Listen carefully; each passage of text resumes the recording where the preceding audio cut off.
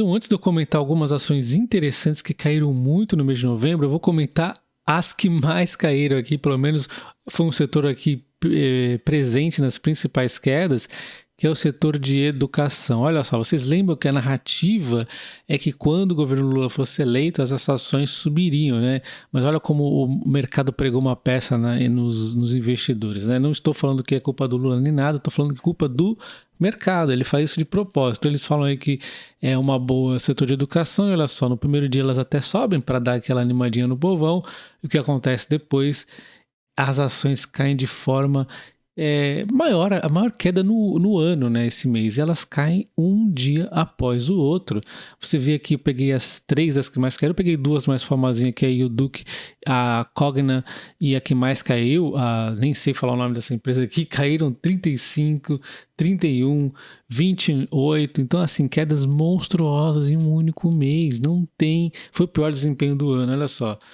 Eu fui buscar se tinha outro período que caiu mais, aqui caiu bastante, mas não chegou a tanto, aqui também não, e nem aqui em julho, né? Se pegar os 2 meses seguidos aí, beleza, mas um mês só foi o pior desempenho, foi novembro, tá? Então, olha só, o mercado falou assim, se o Lula for eleito, vai ser muito bom para essas empresas, e no dia 2 eles põem as ações a caírem infinitamente. É muita crueldade, né? Então, cuidado aí, sardinhada. Então, comentando agora a primeira ação, seria a 3R Petroleum. Ela caiu aqui 24% desde o início de novembro, uma queda acentuada. Eu vou pontuar aqui os motivos, né? O primeiro é por conta aqui do petróleo, que caiu também quase 11% no período. Isso aqui ajuda, incentiva, né? A gente vê que tem até um comportamento meio parecido, olha só. Porém, mais acentuado as quedas na 3R Petróleo, e a gente tem que entender o porquê. O primeiro motivo é aquele velho motivo besta de sempre, que é o mercado, né, impaciente, quando vê uma ação que subiu muito, qualquer motivozinho aí para queda, ele vai e desconta. Então as ações tinham subido muito, ele dá essa porradinha aqui, uma realizaçãozinha de lucros, né?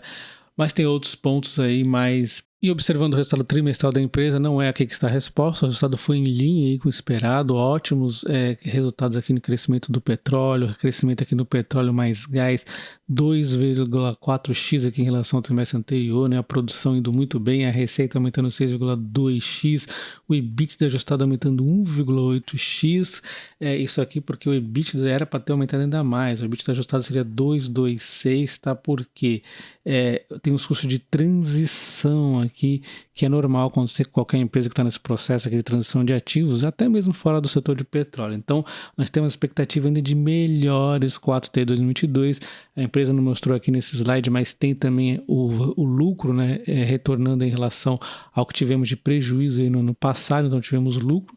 E no resultado trimestral, então, tudo em linha. A gente vê, inclusive, seu financiamento aqui de Potiguar, que o mercado tinha preocupação indo em frente. Então, tá aqui divididinho aqui os empréstimos, o cronograma aí de pagamento, né? E para isso, a empresa tem toda uma estrutura de hedge aqui, uma proteção para o preço do barril de petróleo. Então, assim, tem gente que reclama, mas não faz muito sentido, porque caso o petróleo suba, paciência. Agora, caso o petróleo caia, ele tem uma certa proteção aqui. Então, é importantíssimo para ela poder arcar com os seus investimentos, tá? Então, ela também tem essa proteção e não foi no resultado trimestral o problema, mas... E o que vem pressionando aqui as cotações da 3R Petróleo é a questão da produção que ela lançou aqui de outubro, né? A gente vê um trimestre que fecha legalzinho e aí a gente já entra em outubro com um declínio de 9,3 para 8,2 aqui na produção de petróleo. O que aconteceu foi os ajustes normal para uma empresa que vem aqui trabalhando na eficiência e na segurança também nesses polos maduros. É natural que às vezes você tenha aqui dar uma freadinha no carro para poder trocar a roda. Basicamente é isso. Então a gente vê aonde deu problema, né? No cluster Potiguar, a gente pode ver aqui, ó, o polo Macau, olha só a redução de 5,1 para 4,1, tá? Então assim, foi um declínio que o mercado não esperava, vinha indo tão bonitinho as coisas aqui aumentando, e aí tem esse declínio. E o pior é que não é apenas nesse mês, o ajuste deve ficar finalizado em janeiro de 2023 e ainda no cluster Potiguar tem mais um pequeno ajuste que vai ficar até abril talvez, tá? Então a maioria deles é em janeiro e ainda tem ajuste para abril. E nós também temos ajuste aqui no cluster recôncavo, né? O polo recôncavo vinha aumentando significativamente, né? Todos eles aqui, o polo Ventura também vinha muito bem. E ela indica, né, que ela vai ter, ó, a gente vê aqui, ó, outubro ficou abaixo, né, do que o mercado estava esperando. E aí ela também indica que deve manter os ajustes até janeiro de 2023. Então indica o trimestre mais fraco também aqui no polo recôncavo. E por que ela está fazendo isso? Porque é aquela questão, ela tem que investir aqui, por exemplo, na segurança, e entre aspas aqui, basicamente o recado dela foi o seguinte, né? É melhor a gente fazer esse ajuste certo do que ficar aí fazendo gambiarra. É essa leitura que eu fiz aqui do texto que ela disse, né? Porque se ela ficasse ajustando isso aqui de forma gambiarra, talvez tivesse que voltar no futuro a mexer nisso. E ela já vai fazer esse ajuste, então vai ficar com a produção um pouquinho prejudicada? Vai, mas aí depois tá resolvida essa questão aqui, tá? Em termos de cotação, a A3R Petróleo começa aqui a bater exatamente no ponto que eu tinha traçado aqui de cerca de 34,30 aqui arredondando, né? Que eu acho interessante para comprar ela aos pouquinhos e eu até comi bola de não vender puts aqui, né? Compromisso de estar comprando caso ela caia um pouco mais, que aí eu já me comprometo a comprar ela em caso de queda e ainda ganha um prêmio que normalmente para petrolíferas é interessante, embora a liquidez seja abaixo da 3R, isso aqui que desanima um pouco a liquidez, né? Mas é bastante interessante nesses preços aí vender puts. Não estou recomendando de forma alguma você vender puts ou comprar ação. Estou falando assim que eu vou ficar de olho para fazer isso aqui, tá? E a segunda empresa é a Simpar, ela vem com queda de 29, praticamente 30% aqui em novembro, né? Se você pegar aqui uma foto de 3 meses, ela vem caindo os mesmos 29, então a queda foi toda agora em novembro, tá? A gente pega aqui 6 meses, a queda vem de 37%, teve um pouco mais no ano atual de 32%, já não é tanto assim, 29% no último ano.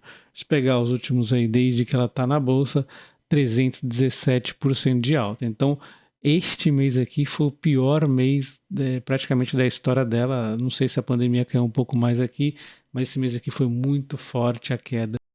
E a Simpar é uma hold que atua mais aí no setor de logística, ela tem 8,15 de yield no momento, PVP de 2,31 e um PL que está um pouquinho esticado por conta de algumas questões pontuais aqui no lucro que afetou ela. Nós temos aqui um preço justo aqui para a média das corretoras de 16,76, o que dá um desconto aí de mais de 120%. Então está barata aqui em relação as perspectivas do mercado, 5 recomendações de compra e uma aqui neutro, tá? Então a Simpar é uma hold que tem dentro das suas principais participações a JSL, que é a maior empresa de logística do Brasil, a Vamos, que é a empresa de locação de caminhões, máquinas, equipamentos e também aqui máquinas agrícolas, tá? Linhas amarelas, empilhadeiras, uma série de equipamentos, é o grupo Vamos, né? E a Movida, que é a segunda maior locadora aí de automóveis do Brasil, e a Automóvel, que é uma das maiores redes de concessionárias automotivas do Brasil. Então a gente vê aqui outras participações também da empresa, né? Uma hold com empresas abertas na bolsa e outras fechadas. Então a gente vê a JSL aumentando bastante aqui a sua receita, aumentando aqui o EBITDA no ano de 51%. A gente vê a Movida, né, com novas frotas aí de veículos, né, a mais nova aqui do mercado, segundo a empresa. O EBITDA aqui aumentando bastante, mas ó, o lucro aqui dando uma atrapalhadinha aí, né, nesse momento pontual, mas a gente vê a receita, o EBITDA crescendo bastante. A Vamos aqui, né, de aluguel de equipamentos e tudo mais, aumentando o EBITDA, disparando, né, 90%, o lucro também indo bem.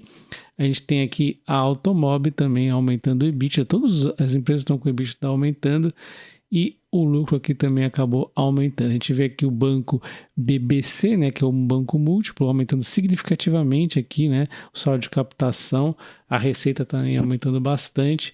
E nós temos outras aqui, como a CS Brasil, também aumentando o EBITDA bastante.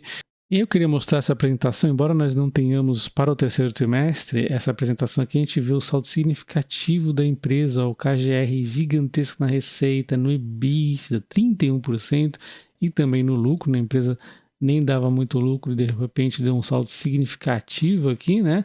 Mas deu essa fraquejadinha nesse trimestre aqui. E o único ponto de atenção aqui para esse setor é que é um setor que eu acho que quem vai investir tem que entender muito bem, tem muito mais coisas para se entender aqui sobre esse case, né? Analisar aí com frieza, mas é um case promissor, eu gosto bastante, mas não tenho e provavelmente eu não vou ter porque eu já estou focado em outras empresas, né? Mas não descarto não. Então, embora eu ache um setor interessante, né, eu gosto do setor de logística, o único setor, empresa que eu investi aqui no setor de logística diretamente foi a Rumo, né?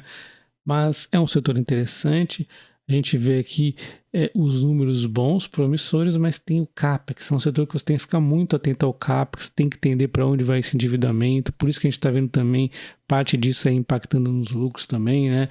Então, o CAPEX é o investimento aí que você tem que ficar de olho qual a tendência para essa empresa. Não é porque uma empresa está barata que ela não pode ficar mais barata, mas sim, é um case muito promissor.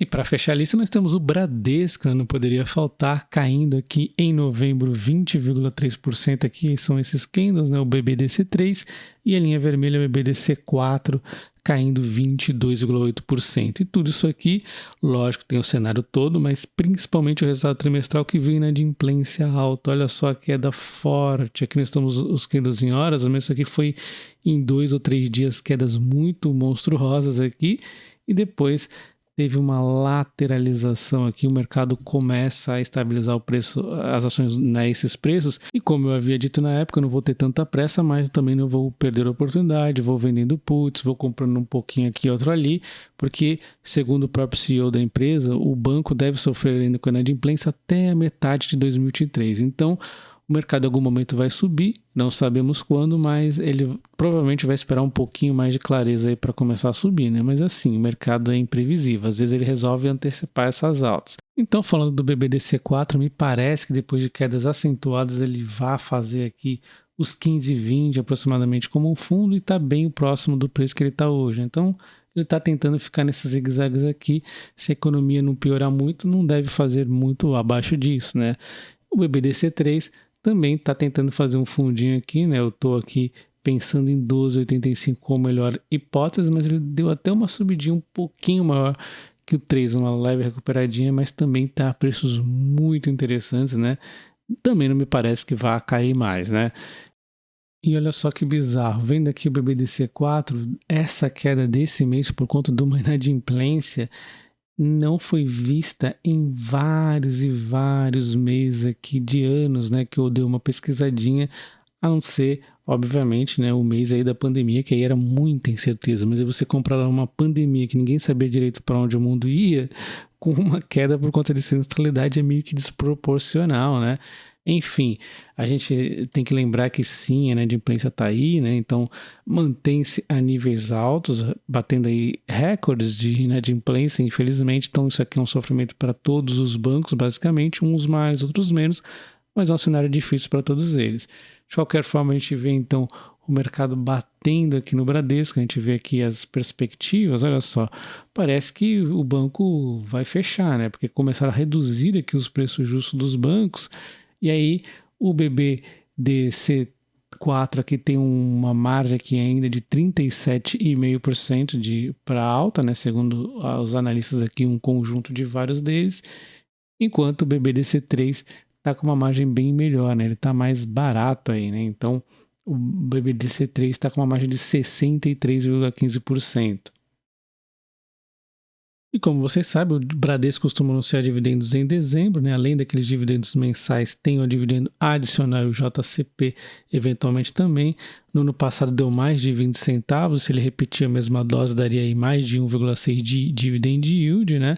Porém, a gente sabe que no meio do ano ele anunciou um dividendo menor, deixa um lucro aí extra para ele estar podendo anunciar um dividendo maior, se assim ele quiser, tá? A gente está vendo que ele está fazendo muitas provisões, então ele deu uma seguradinha nesse dividendo, mas ainda assim ele tem lucro suficiente para pagar um dividendo maior, né? A não ser que o quarto trimestre venha bastante aí prejudicado. Vamos ver qual será aí o resultado do quarto trimestre, mas o Bradesco costuma anunciar já em dezembro o dividendo, esperamos aí pelo menos, né, que ele repita os 20 e poucos centavos do ano passado, mas existe a possibilidade inclusive de pagar mais. E deixa nos comentários quais dessas 3 ações você acha interessante para estar ficando aí pelo menos de olho. Um abraço e até o próximo. Valeu!